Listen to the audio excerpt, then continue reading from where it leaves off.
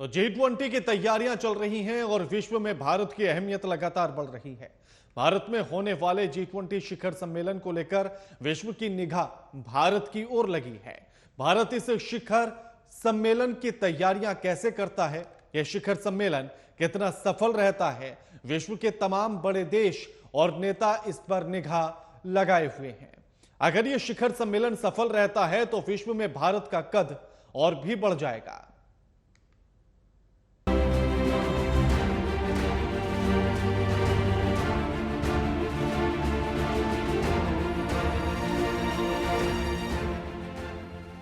G20 की बैठक इस साल दिल्ली में होने जा रही है। 9 और 10 सितंबर को विश्व के सबसे ताकतवर देशों के नेता और राजनयिक दिल्ली में जुटेंगे। दिल्ली में होने वाला आयोजन G20 अब तक का सबसे बड़ा आयोजन होगा।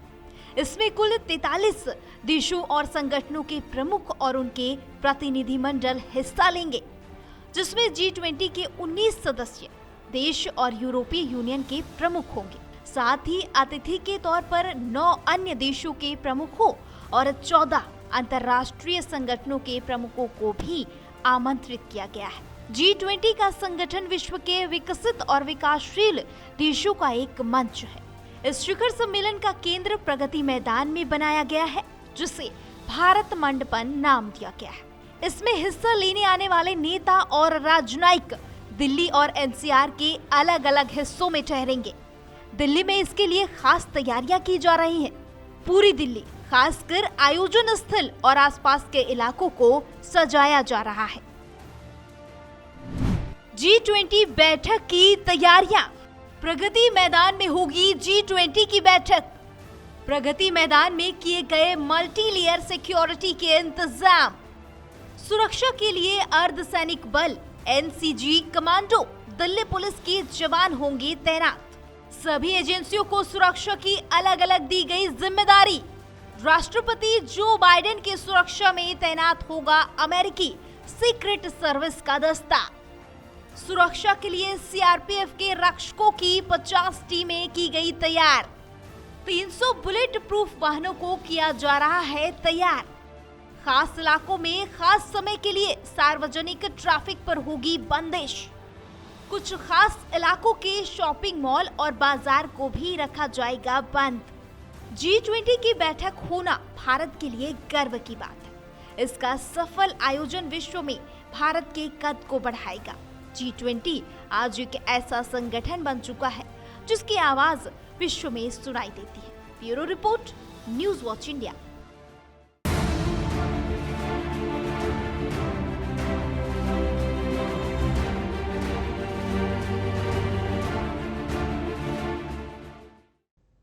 तो अभेद्य सुरक्षा की जा रही है G20 सम्मेलन के इस कार्यक्रम के लिए, ताकि किसी भी तरह की कोई भी घटना न हो। कई लेयर में सुरक्षा की गई है। हमारे साथ जो मेहमान जुड़े हैं उनका परिचय आपसे करा देते हैं। हमारे साथ फॉरेन एक्सपर्ट हैं जेके त्रिपाठी और ओपी सागर हैं, पूर्व आईपीएस हैं। आप दोनों का स्वागत है न्यूज वॉच इंडिया पर। जेके त्रिपाठी जी, सबसे पहला सवाल तो मेरा यही है कि आखिर G20 शिखर सम्मेलन भारत के लिए कितना अहम और इसके मायने क्या? देखिए, G20 इस 2-3 चीजों की वजह से काफी अहम हो जाता है।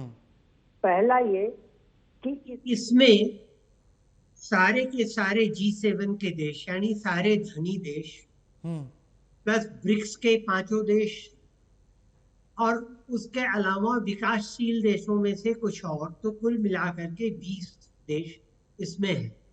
तो एक तरह से छोटा यूनाइटेड नेशंस, जिसमें आप अपनी बात रख सकते हैं, कर सकते हैं। अब G20 ही क्यों इंपॉर्टेंट है? तो देखिए, G20 इसलिए बहुत ज्यादा महत्वपूर्ण है कि G20 दुनिया की 2/3, दुनिया का 80% के करीब जीडीपी, 60% के करीब एरिया और 70-72% के करीब जो है इनका पॉपुलेशन, ये G20 में है। तो बहुत महत्वपूर्ण ये ऑर्गेनाइजेशन हो जाता है। भारत के लिए खास तौर से इसलिए हो जाता है कि भारत एक ऐसा देश है जो अच्छी तरह से तेजी से विकास कर रहा है और आप देखें तो अगर G20 के देशों में देखें तो भारत की विकास दर अभी सबसे ज्यादा है। और भारत इसके साथ ही साथ ग्लोबल साउथ का एक प्रवक्ता भी बन चुका है। आपको पता होगा कि ग्लोबल नॉर्थ की जो मीटिंग जो G7 की मीटिंग होती है उसमें भारत पिछले कई सालों से बुलाया जा रहा है। एक तरह से भारत एक सेतु बन चुका है गरीब और अमीर देशों के बीच। तो ये एक बहुत बड़ी चीज है। और इसके साथ ही भारत को ये मौका मिला पिछले एक साल में कि हमारी जो प्रोग्रेस थी, हमारी जो एक्सपर्टीज थी, जैसे डिजिटल इकोनॉमी की थी, जैसे फूड सिक्योरिटी की थी, जैसे हेल्थ आयुष्मान कार्ड वगैरह की थी, उसको हम और देशों से साझा करें G20 बिल्कुल त्रिपाठी जी, और पर्यावरण पे हम जो कर रहे हैं। जी त्रिपाठी जी, एक और बड़ा अहम सवाल ऐसे में यह है कि अब G20 को लेकर राजनीति भी होने लगी है। अब कांग्रेस का सीधे तौर पर यह कहना है कि इस बार भारत का नंबर आना था उसकी अध्यक्षता के लिए, इसलिए भारत का नंबर आया है। इसमें केंद्र सरकार अपनी कामयाबियों में इसको क्यों गिना रही है? नहीं, देखिए, अध्यक्षता आने में कांग्रेस की बात सही है कि वो तो रोटेशन से चलती है तो आई, लेकिन अब इस अध्यक्षता को हमने कितनी कामयाबी से निभाया है ये तो सरकार के ऊपर, वर्तमान सरकार के। बिल्कुल। और वर्तमान सरकार ने अभी देखे पिछले साल के अध्यक्ष इंडोनेशिया ने 152 कार्यक्रम किए थे अलग अलग स्तरों पर। हमने अभी तक 235 कार्यक्रमों की रूपरेखा बनाई है, जिसमें से 225 के करीब तो हो ही चुके हैं, कुछ और भी हो रहे हैं। तो 235 कार्यक्रम होंगे अलग अलग स्तर पे, शेरपा स्तर पे, फाइनेंस स्तर पे और एनजीओ के स्तर पे।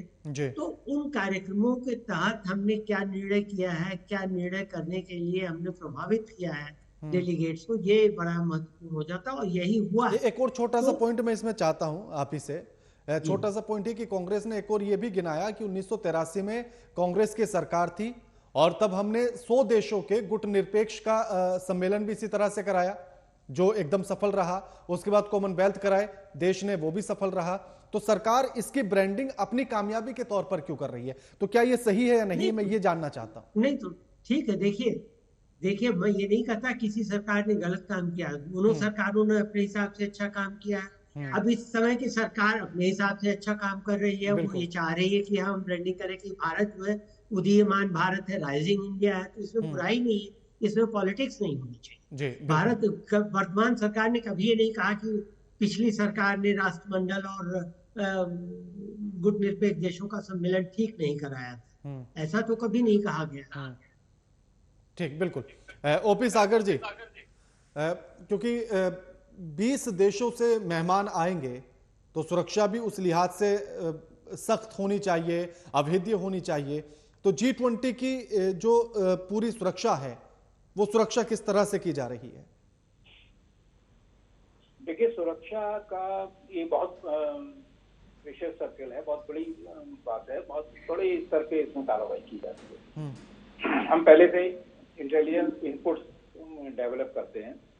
एशियन गेम्स जब हुआ था भारत में, ब्राजील में, तो उस समय भी ये सब चीजें एक एक्सरसाइज की गई थी, लेकिन तब से चैलेंजेस में बहुत ज्यादा वृद्धि हुई है। उसको देखते हुए हम, उस समय उतना आतंकवाद नहीं था, ये जो है पॉपुलेशन नहीं थी, ट्रैफिक नहीं था, और बहुत सारे जो है इलेक्ट्रॉनिक गैजेट्स जो हैं वो उस समय काम नहीं कर रहे थे। तो क्या होता था कि उस समय इतने ज़्यादा चीज़ें होने की संभावना कम रहती थी कि कोई कहीं से कोई अटैक हो सकता है, मिसाइल दागी जा सकती है, या फिर जो है वो बॉम्ब एक्सप्लोड किया जा सकता है। तो ये जो चीज़ें हैं, सब चीज़ों को ध्यान में रख के सबसे पहले तो ये है कि हमें कैटेगराइजेशन करना पड़ता है। पूरे सुरक्षा एजेंसीज को कैटेगराइजेशन, कौन कौन वीआईपी आ रहा है और वो किस श्रेणी का है। अमेरिकन प्रेसिडेंट, जाहिर सी बात है कि उनकी सुरक्षा में बहुत ज्यादा इंतजाम करने पड़ते हैं और वो भारतीय सुरक्षा को पर्याप्त नहीं मानते हैं, ये भी बात है। तो जब भी कभी भारत आए हैं अमेरिकन प्रेसिडेंट, चाहे कोई भी रहे हैं, उन्होंने अपनी सुरक्षा टीम पहले भेजते हैं, कई दिन पहले आ जाते हैं वो लोग। जिस होटल में ठहरना होता है वहां सारा पूरा स्क्रीनिंग कर लेते हैं, एक व्यक्ति को जो है स्क्रीन आउट करके, फिर वो जो है तब अपने प्रेसिडेंट को अलाउ करते हैं। उनकी अपनी गाड़ियां भी जो है तो जो होती हैं वो भी हवाई जहाजों के माध्यम से यहाँ लाई जाती हैं। और इसमें तो अमेरिकन प्रेसिडेंट इस समय द बीस्ट पे सफर करेंगे। बीस्ट एक ऐसा वाहन बनाया गया है, कहते हैं कि ट्रक की चेसिस पे इसको बनाया है और उसमें बहुत सारी खूबियां हैं। जैसे एयरफोर्स वन उनका जो जहाज है उसमें भी बहुत सारी खूबियां हैं, सेल्फ प्रोटेक्शन की बहुत ज्यादा है, वही इसमें भी है। इसी तरीके से बाकी और मेहमान भी हैं। रशियन प्रेसिडेंट नहीं आ रहे हैं, लेकिन और बाकी जो लोग आ रहे हैं उनकी सिक्योरिटी में भी कहीं कोई कोताही नहीं बरती जाएगी। उनकी सिक्योरिटी क्योंकि इंडियन सुरक्षा एजेंसीज कर रही हैं। उसमें क्या है कि देखिए, सबसे बड़ा बात है, हम एक कैटेगरी मालूम हो गई कि इसको किस स्तर की सुरक्षा प्रदान करनी है। फिर वो जो है कहाँ ठहरेंगे, जो स्थान है ठहरने का, उसको बहुत अच्छे ढंग से स्टेलाइज किया जाता है। देखा जाता है कि ये हर तरीके से प्रूफ हो जाए, उसमें कोई सुरक्षा खामी ना रहे, उसमें कोई जो है सेंध ना लगा पाए। फिर उसके बाद किस काफिले में वो जाएंगे, किस रास्ते से जाएंगे, और उसके बाद में रास्ता, उस रास्ते को भी जो है, इसीलिए बहुत सारी जगह ट्रैफिक बंद कर दिया जाएगा। जब 9-10 सितंबर को हमारे यहाँ G20 हुआ, उससे एक दिन पहले ही 8-9-10 आप समझिए लॉकडाउन वाली स्थिति है सड़कों पे। बिल्कुल। और बहुत सारे बाजार बंद कर दिए रास्ते में, और जहां जहां खुला भी है वहां पर इतनी सुरक्षा व्यवस्था की जाएगी कि कोई जो है किसी प्रकार की अनटूवर्ड इंसिडेंट ना हो पाए। ठीक। फिर जहां हमारा कार्यक्रम स्थल है, कार्यक्रम स्थल बहुत देर उसमें वीआईपीज को रहना है, तो वो कार्यक्रम स्थल जो है पहले से ही उसको बहुत अच्छे ढंग से देख लिया गया है और लगातार देखते रहेंगे। इसमें ऐसा नहीं है कि एक दिन आज देख लिया तो 10 दिन पहले की बात है। फिर उसके बाद प्रतिदिन सुबह शाम उसको देखेंगे, एक उसको कहते हैं ना, जर्रा जर्रा उसका छान लेंगे, ताकि कहीं पे कोई इन्फिल्ट्रेशन ना हो, कोई जो है उसमें परिंदा भी पर ना मार पाए, वो वाली जो है कहावत सिद्ध हो। तो मेरा यही है कि हमारी सुरक्षा एजेंसी बहुत कॉम्पिटेंट है। हम आईबी पे भरोसा करते हैं, जो इंटेलिजेंस ब्यूरो है उसमें वो सूचनाएं संकलित करते हैं। फिर हमारे पास जितनी, अब आपने खुद ही बताया, देखिए इसमें मिलिट्री इंटेलिजेंस का काम ना के बराबर है, लेकिन फिर भी उसको एसोसिएट किया गया है। हमारे पास जो है वो इंफॉर्मेशन कलेक्शन के लिए जो हमारे लोकल इंटेलिजेंस यूनिट है, एक स्टेट इंटेलिजेंस, सेंट्रल इंटेलिजेंस, ये इस 3 टियर व्यवस्थाएं हमारी इंटेलिजेंस कलेक्शन की होती हैं। वो सब जो है एक दूसरे से कोऑर्डिनेट करके उनको वो जो है व्यक्ति को खास तौर से वो जो है पॉइंट आउट करने के बाद उसके बारे में जानकारी करते हैं। इसमें एक्सेस कंट्रोल, देखिए राणा जी मैं बताऊं, हम सुरक्षा व्यवस्था में सबसे बड़ी बात होती है एक्सेस कंट्रोल। कोई जो वीआईपी है, हम उसके पास किसी भी व्यक्ति को ना जाने दें। यदि कोई जाता है, व्यक्ति ही नहीं, वस्तु, बुके नहीं ले जाए, माला नहीं ले जाए। बहुत सारे प्रधानमंत्री जो है, राष्ट्रपति, वो इस बात को उनके सुरक्षा एजेंसीज, उनके सुरक्षा कर्मी अलाउ ही नहीं करते कि उनको इस तरीके से किया जाए। और वो जो है, ये एक्सेस कंट्रोल कहलाता है कि हम वहां तक ना किसी व्यक्ति को बिना सिक्योरिटी के और ना किसी सामान को जो है उन तक पहुंचने देंगे। जब नहीं पहुंचेंगे तो ऑटोमेटिकली सुरक्षित है, वो स्थान सुरक्षित है। सागर जी लौटता हूं वहां पर, हाँ बिल्कुल लौटता हूं। त्रिपाठी जी, जिस तरह से अभी सागर जी बता रहे थे और उन्होंने कहा कि कुछ देश ऐसे भी हैं जो हमारी सिक्योरिटी पर भरोसा नहीं करते हैं, तो अब इसके आधार पर मेरा सवाल यह है कि क्या ये मौका हमारे लिए ये दिखाने का भी है और ये साबित करने का भी है कि हर मायने में हम सक्षम हैं और हम एक बेहतर सुरक्षा व्यवस्था भी दे सकते हैं मेहमानों को? देखिए राणा साहब, जहां तक सुरक्षा व्यवस्था की बात है, ये निर्विवाद है कि अमेरिका की आंतरिक सुरक्षा व्यवस्था इस वक्त दुनिया में सबसे अच्छी है और हम अभी उसके आसपास नहीं हैं जी।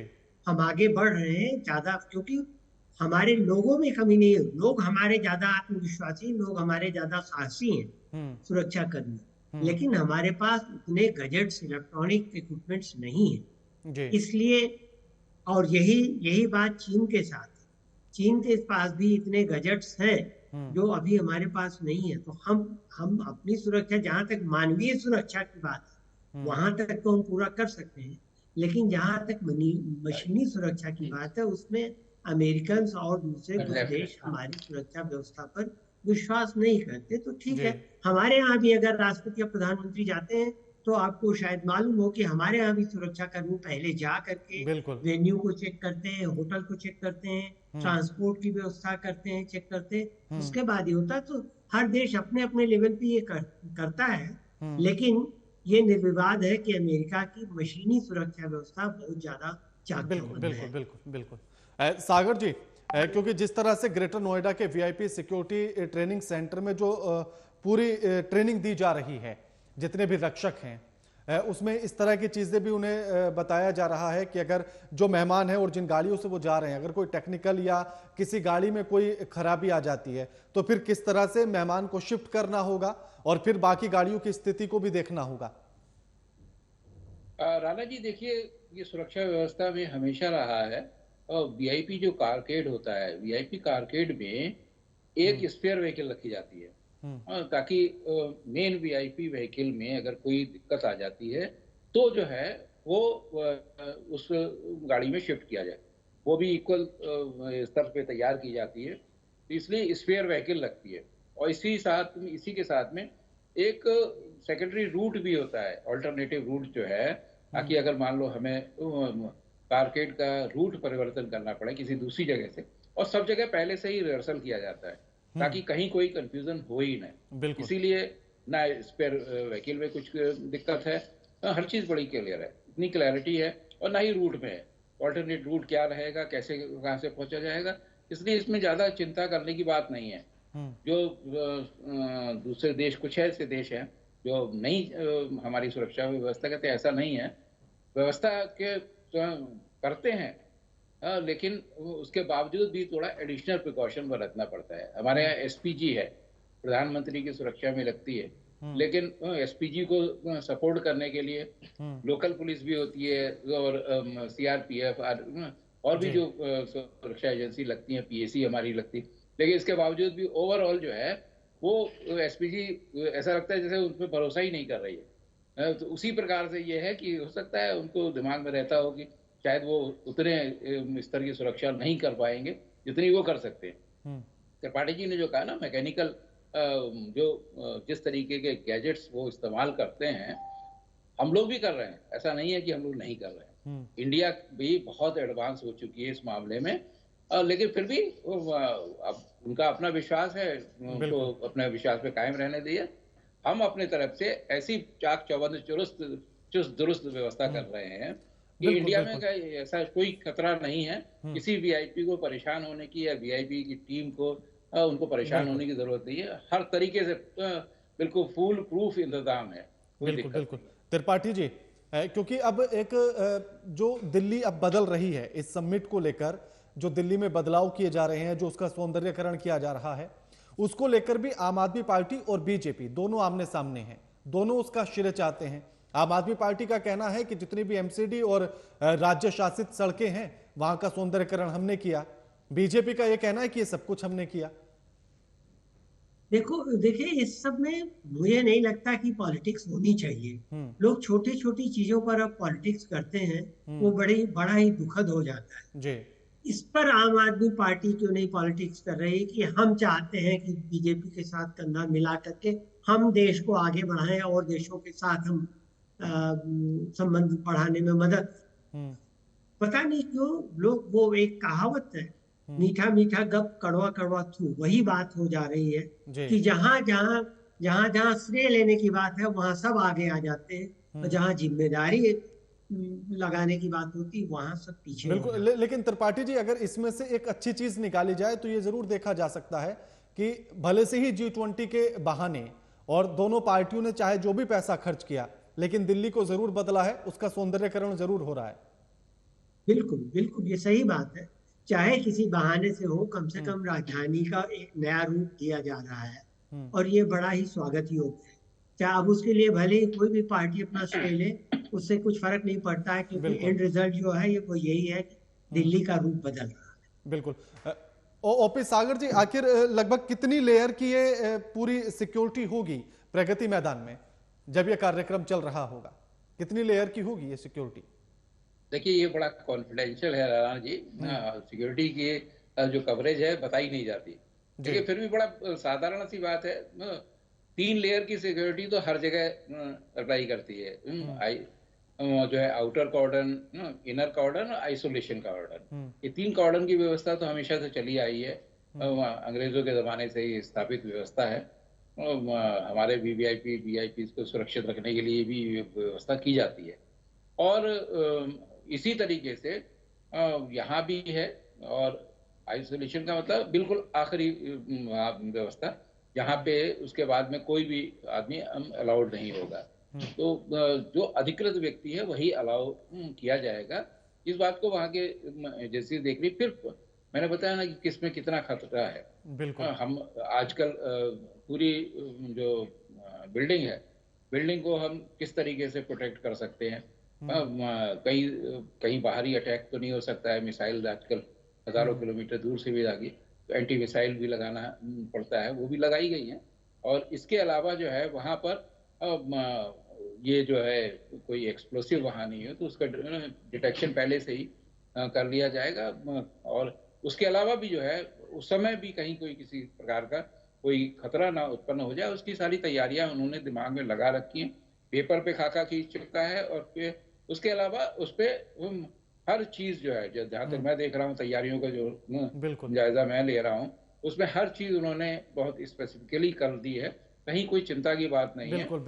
हर वो चाहे इलेक्ट्रॉनिक गैजेट्स इस्तेमाल कर लो, चाहे फिजिकली, सब हो रहा है। बिल्कुल शुक्रिया आप दोनों मेहमानों का हमारे साथ इस चर्चा में शामिल होने के लिए और ये कीमती बातें अपनी रखने के लिए।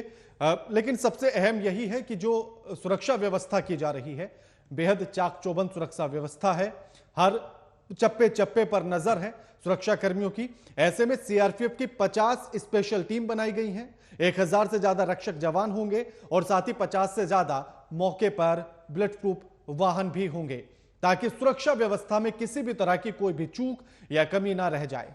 हर तरह से चाक चौबंद सुरक्षा व्यवस्था और हर जगह पर चप्पे चप्पे पर नजर होगी। साथ ही जो आने जाने वाले लोग हैं, यानी कि जो 7-8 तारीख से लेकर 10 तारीख तक थोड़ा सा घर से निकलने में परहेज करें और प्रगति मैदान, रिंग रोड और बॉर्डर की तरफ जाने से थोड़ा सा बचें, क्योंकि उन जगहों पर रास्ते बंद होंगे और सिर्फ रेजिडेंशियल लोगों को ही वहां जाने की अनुमति होगी। तो इसलिए आप आने जाने से भी बचें। लगातार खबरों के लिए देखते रहिए न्यूज़ वॉच इंडिया। नमस्कार।